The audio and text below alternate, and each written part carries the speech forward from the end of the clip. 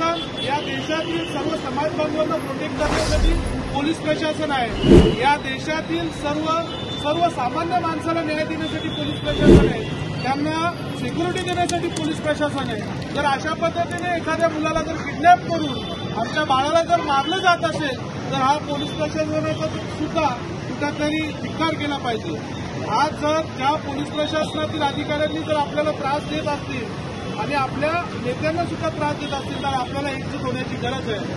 आज आपण समाज बांधव म्हणून एकजूट दाखवलेले आहे, त्याबद्दल मी तुमचे आभार मानतो। आणि येणाऱ्या काळात एकही बाळाला, आपल्या कुठल्याच बाळाला हात लावणार नाही, मी असं तुम्हाला आमच्या सर्वांना आश्वासित करतो। येणाऱ्या काळात जो कोणी आपल्या बाळाला हात लावेल त्याचे हात छाटले जातील असे मी आपल्याला प्रतिपादन करतो।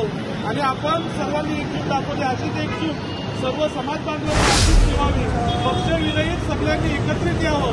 जे कोणी पक्षाच्या झेंड्याखाली समाजाला विकीस करत असतील त्याच्यापासून लांब राहावं। जाणीवपूर्वक आपल्या समाजाला विकीस करून कुठेतरी धंदा करण्याचं काम करणारे नेते सुद्धा आहेत, त्यांच्यापासून सुद्धा लांब राहावं अशी मी तुम्हाला नम्र विनंती करतो। आणि आपण सर्वजण इथे जमलेलो आहात तर आपण भावपूर्ण आणि येणाऱ्या काळात काही नेते जाणीवपूर्वक मोर्चा काढणार आहेत, तर त्या 28 तारखेला सुद्धा काही नेते आंदोलन करतील, तर आपलं आंदोलन सर्व समावेशक होतं। सर्व समाज बांधवांनी एकत्रित यावं असं आपण आव्हान केलं होतं। जर काही बांधव जर आपल्यामध्ये एकत्रित येत असतील तर त्यांच्यापासून सुद्धा आपण लांब राहावं असं मी तुम्हाला आव्हान करतो।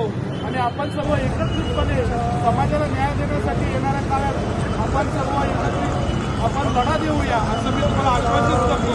आणि आपण सर्वजण 2 मिनिटं संकेत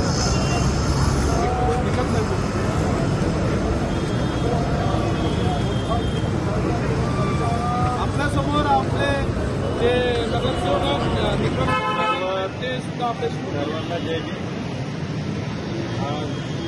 आपला जो तरुण आपल्यातून निवडून गेलेला संकेत भोसले त्यांना श्रद्धांजली वाहण्यासाठी आणि खऱ्या अर्थाने कायद्याच्या दृष्टीने त्याला न्याय कसा मिळेल यासाठी आपण सर्व बांधव, सर्व पुरोगामी विचाराचे लोक, आमचे काही अल्पसंख्य बांधव देखील या ठिकाणी आमच्या महिला भगिनी आहेत, आपण सर्व या ठिकाणी जमा झालेले आहोत। बांधव, जसं की आपल्या सर्वांना माहितच आहे की 14 तारखेला जो आमचा 17 वर्षाचा मुलगा याला ज्या पद्धतीने त्याच्या एरियातून